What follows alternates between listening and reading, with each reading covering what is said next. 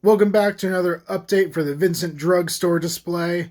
And as I'm starting to get more and more masks in, I realized that I needed to make some adjustments because up until now, this has been the only mask I've had that sits on this main shelf like it does in the movie where you have the, I think it's like 4 or 5 masks lined up at the aisle that Jamie's looking at.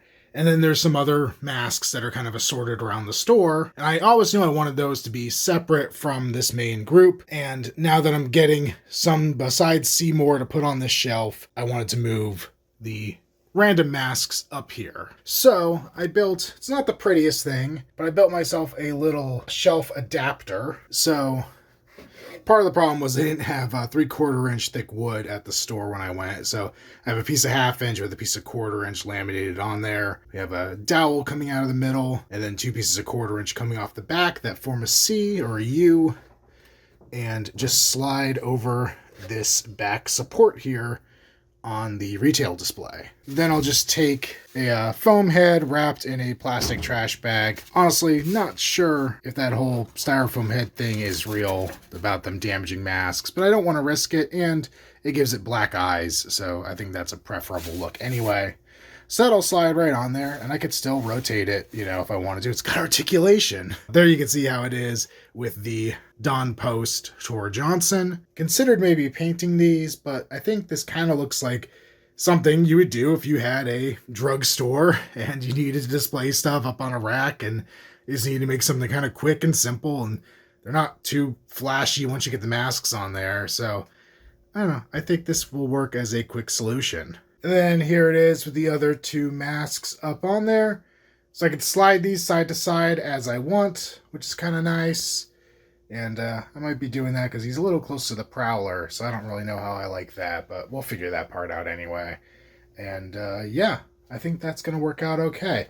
This one's probably the one I was worried the most about because he's got, the fluff that hangs down around the neck and this kind of awkward slit in the front of the mask instead of the back. I was a little worried he'd look dumb, but I think he'll look okay. I was also kind of considering that I could turn him off to the side like he is in the movie, because you kind of see him at that angle, but I don't know. I kind of want to keep him head on for right now, but easy enough to adapt if I want. And I think there's 2 or 3 other masks that are not in that main set. Honestly, I say 2 or 3 because one of them I don't know if it's a mask or not. The 2 of them, at least, that I know are masks are duplicates of ones that'll be on this main shelf, assuming I get everything I want. So I don't really think I need duplicates up here.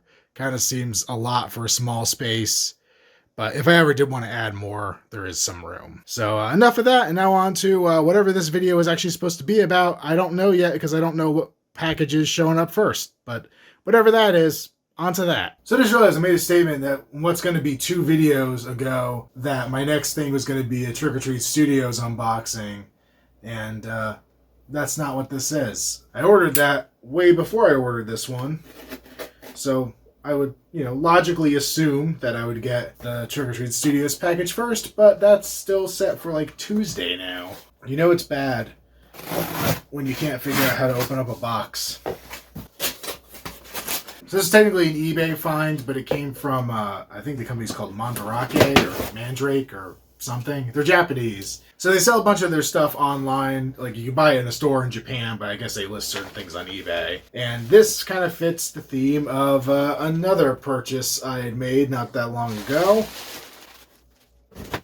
And I'm realizing once again I completely forgot to bring the mannequin head in here. Or the stand at least, but we'll substitute that out. Here we go, another mask with a weird little hang tag going on. This one's actually pretty cool. You got the Wolfman on one side and like I don't know what you'd call that, a King Kong kind of character, but not really because he's like normal size, and there's like a jaguar in the middle and bats and skulls. This is the original mask. I assume maybe those Japanese characters might mean something, but on the back, those characters don't look to be there, so yeah, I don't know. But yeah, let's open this up and talk about it in more detail. The hair on this mask is like so thick, I'm having trouble finding the opening at the bottom of it. There we go. And yes, I know the foam head isn't in a bag. I'll do that later. Oh, God. I'll do that later. Wow, this is interesting.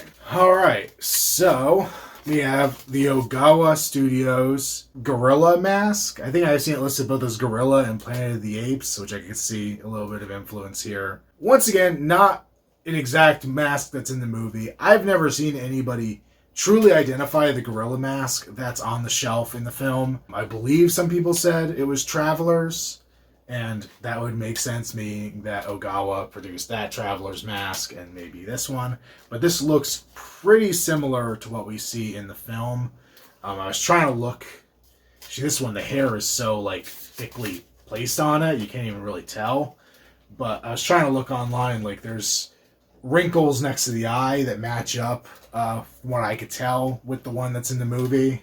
Like the other thing is, like, you could see there's prominent teeth on the top of the mouth and less so on the bottom. He does have bottom teeth, but they're really like hidden under the lip, so you see the top teeth mostly. Close enough to that mask, I think, for it to work in this display. It's a pretty generic gorilla mask anyway in the movie from what I could see on it, so I'm not, I feel like I'm saying I'm not worried about it with every single thing in this collection. And it's not really the case. I want some level of authenticity, but I also don't feel the need to have like the perfect vintage copy of anything. Because I'm just not a vintage collector, and I kind of rather things that are vintage and rare go to the people that want them for that reason. And I'll just take the modern version of things that's pretty close or very much in the spirit of the original piece, and I'll be more than happy with that. Plus, there's less worry about it rotting early or anything like that because they're new and new latex and whatever. Not to make excuses for things being inaccurate, but that's basically where we are. Definitely needs to be stuffed to get some better shape to it. You can see he's got like the rubber face on there with the mouth, and then the rest of it is just a hairy mess, including this very, very noticeable seam going down the back of the mask, which is not the best looking. But that's more or less what we got going on here. Just simple little gorilla. And man, does this thing look sad with its face all smushed in like this. Really, when you see it in the movie, it's kind of from this angle, and I think that's kind of close. Like I said, I'm going to peel the hair back off around here, I think. I'm going to look at reference before I go crazy, but I think that's going to give us more or less the correct look for this thing. And it is kind of funny that my last two pieces I added as masks are gorillas. So we're getting some balance here, I guess. And it was kind of unintentional. This one's above it, but I was kind of going like, you see this one first, and then this one, and then that one, and then this one's on that spot on the shelf. So they kind of end up next to each other. So I guess that's something. But that's it for this one. I hope my next one is that Trick or Treat Studios unboxing. It really better be. But until then, see you guys next time. Later.